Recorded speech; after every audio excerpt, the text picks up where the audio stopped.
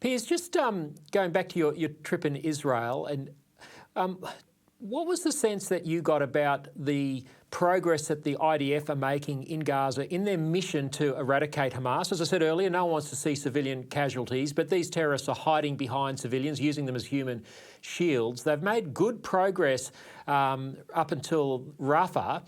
Do you think the IDF can be successful in finishing the operation in Rafah? And why do you think after such good early progress, things seemingly have stalled? Well, I think that both the IDF and the Western world totally underestimated the infrastructure that Hamas has built since it came to power, bearing in mind that they are the elected government in the Gaza Strip. And they've been the elected government since 2007. So they've had 16 and a half odd years controlling the thing. Now, one of the big mistakes that the Israelis made was that they thought that because Hamas was the government, they could deal with them in a responsible manner, as one would expect. And they focused their attention on Hezbollah, another Iranian proxy, which is embedded in Lebanon. And so all of their attention was directed to the northern border. In the meantime, Hamas was channeling every bag of concrete that was coming in as aid, every ton of steel that was coming in for rebuilding infrastructure, and they were channeling it into building an enormous structure of a network of tunnels, more than twice the size of the London Underground. And we're talking about tunnels the size you can drive trucks through. Now, why did the people of Gaza not report this?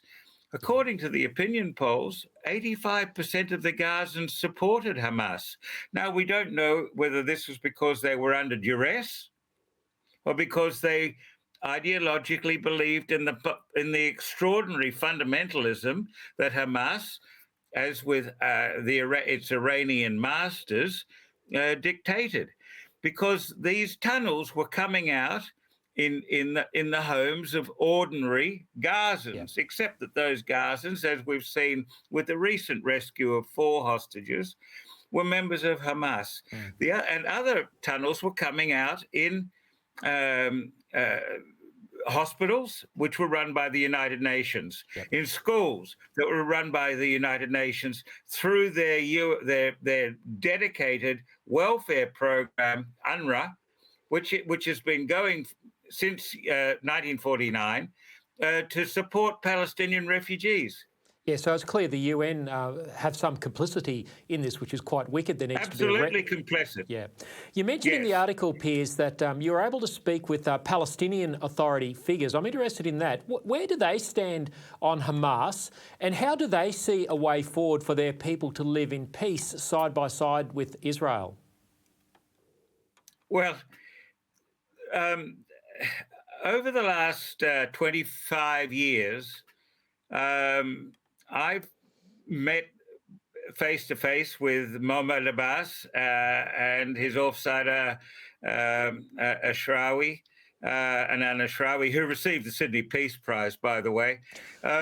I've found these people to be absolutely duplicitous in all their dealings with me and other Western media.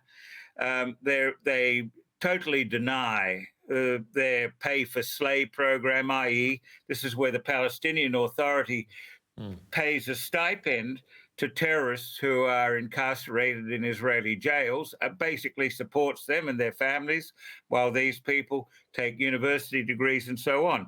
It's worth noting here that Yahya Sinwar, the leader of Hamas in Gaza now, was one of the terrorists freed when 1,000 terrorists were traded for the body of one Israeli officer who they had kept as a bargaining chip for a number of years.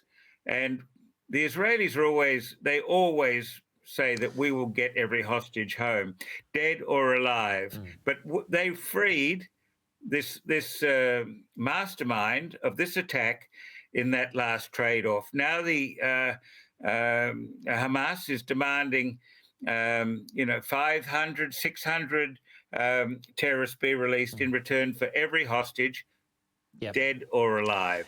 It's wicked, Piers. You mentioned Shinhua. It's beyond wicked, Lyle. Yeah, it is, and I wish the ABC knew that, and our university vice chancellors